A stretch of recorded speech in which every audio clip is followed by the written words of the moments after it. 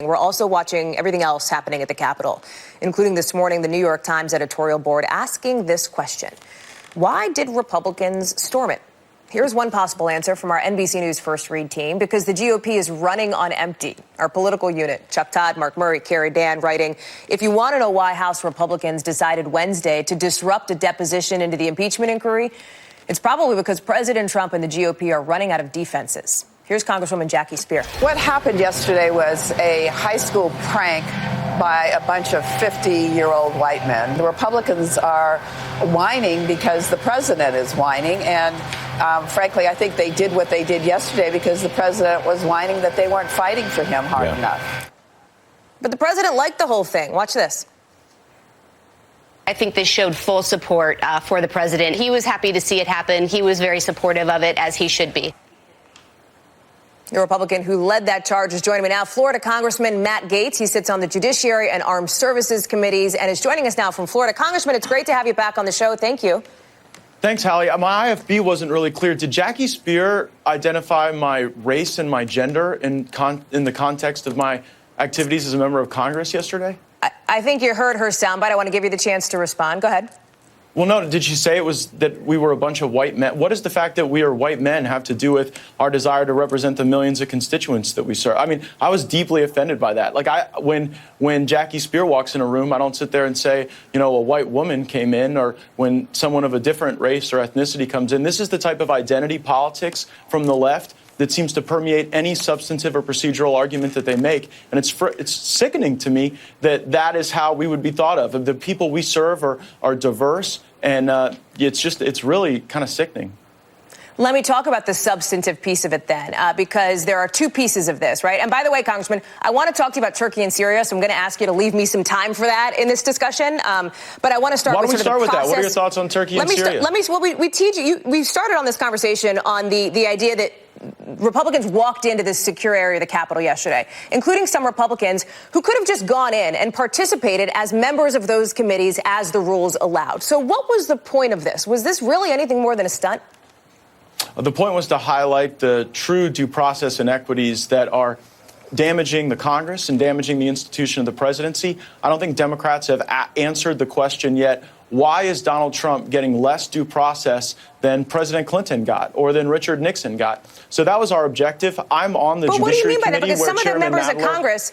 But we're showing a picture, Congressman. I don't know if you can see a return of some of the members of Congress walking in, your Republican colleagues, who could be in the room anyway. 47 of them are on these committees, able to go in and participate in depositions. And many of them, in fact, have participated in these depositions.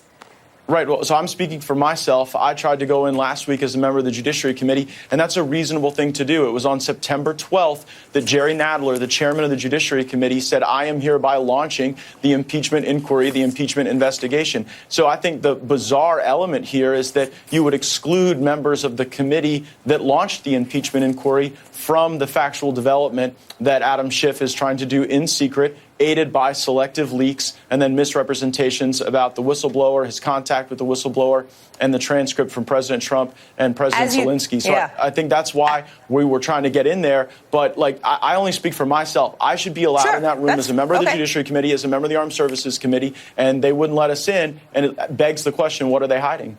So you're speaking for yourself, so let's talk about that. You are a member of Judiciary, member of Armed Services. As you know, none of those committees are the ones conducting these depositions. It's Intel, it's Foreign Affairs, it's Oversight. I don't know that. That is the fact. And the rules, it's not a fact. Say go back and look at the December 12th hearing of the Judiciary Committee, Hallie. Sure. Go back and look. You cannot misstate that as a fact. How can you tell me it's a fact that my committee's not involved when it was the committee chairman of the Judiciary Committee who launched the investigation? Your committee has not subpoenaed these individuals to appear for the deposition. That doesn't mean we're not involved in the impeachment inquiry. No, you're shifting ground now, right? First you say we're not involved, then you say we didn't issue the subpoenas. Those are two different things, and we are involved because our chairman launched the inquiry. That is a fact. Sure, I want to let you have your say here, but I also want to find out why you think the rules do not apply to you as they're laid out. To you, Congressman Gaetz, why don't they apply to you? Oh, I do think the rules apply to all of us, but the rules would typically require the Speaker of the House. I shouldn't say the rules. The precedent that was applied to President Clinton and President Nixon would necessitate some articulation of the rules so that we have an understanding of what the due process requirements will be. We see Democrats now sacrificing due process on the altar of their hatred for Donald Trump, and that should concern all Americans. I'm not asking about President, though. I'm not asking about precedent, Congressman. I'm asking you about the rules. Why? But Why that's do you really think important. that you're above that? Precedent informs This is the on whole rules. point of why I don't you think I'm stormed into above the that. skiff yesterday. I'm not above the rules, but when the Judiciary Committee chairman launches the inquiry, when the Speaker of the House won't adopt rules, then it creates an environment where the Democrats just sort of make it up as they go along. Let's kick some committees out, let some committees in, and it's all because they want to reshuffle the legislative deck because they're humiliated that they lost the Russia investigation unequivocally with the American people. Adam Schiff lied to the American people when he said he had more than circumstantial evidence that President Trump was engaged in a criminal conspiracy with Russia. And so this is a way to take some folks on the Judiciary Committee, like myself, like Andy Biggs, out of the next hand because we were effective at making the case that Democrats were overstating the facts. You're very clear, Congressman, that you are unhappy with the process. And it should be noted that the Judiciary Committee has not actually subpoenaed these witnesses to be deposed. But I want to ask you not about the process, but about the substance of this, Congressman, because I actually haven't heard you say anything since Bill Taylor testified. Yes or no? Is it okay for any politician to trade military aid for political favors? Look, I'm not going to get into the specifics of the Taylor deposition because I wasn't present for it. I'm not asking about that. I'm asking you, is it appropriate in any instance? Would you do that? The lead into your question was, I want to talk about Bill Taylor's deposition. And so when we don't have the benefit of the cross-examination of the questions asked, I do not believe it would be appropriate for any politician to link military aid to assistance in a future election. No, and I also don't think that's what the president did. I think the president was right to follow up on the work of Bill Barr to try to identify the corrupt origins of the Russia investigation. It was a Ukrainian court that ruled that the Ukraine impermissibly interfered in the U.S. election. And that is a sufficient basis for the president to ask for cooperation with the attorney general on that matter. So a couple of things on that, and I'm going to ask my control room to give me a little bit more time with you, because, again, I want to make sure we get to foreign policy. But what you are saying is significant, not about the piece about Ukraine in 2016, because that is something that is not a proven theory, but specifically that you say... It is a court order in the Ukraine. No, I'm sorry. You just keep blowing through these things like they're facts, but they're not. But we got to stay in the realm of facts here. And you just stated a fact, Congressman. I did not mischaracterize you. I want to be very clear. You just said it would not be appropriate for anybody to trade military aid for help in a future political election.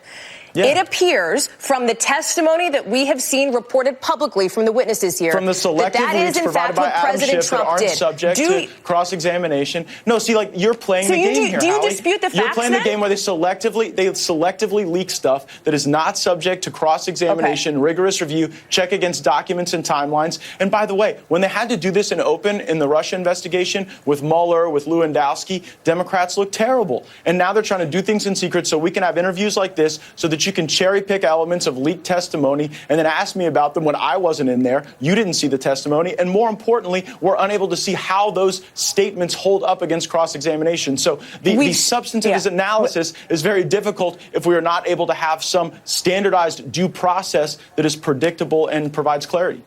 Did you get a chance to see Bill Taylor's opening statement that was released? Do you think he made that all up, those 15 pages?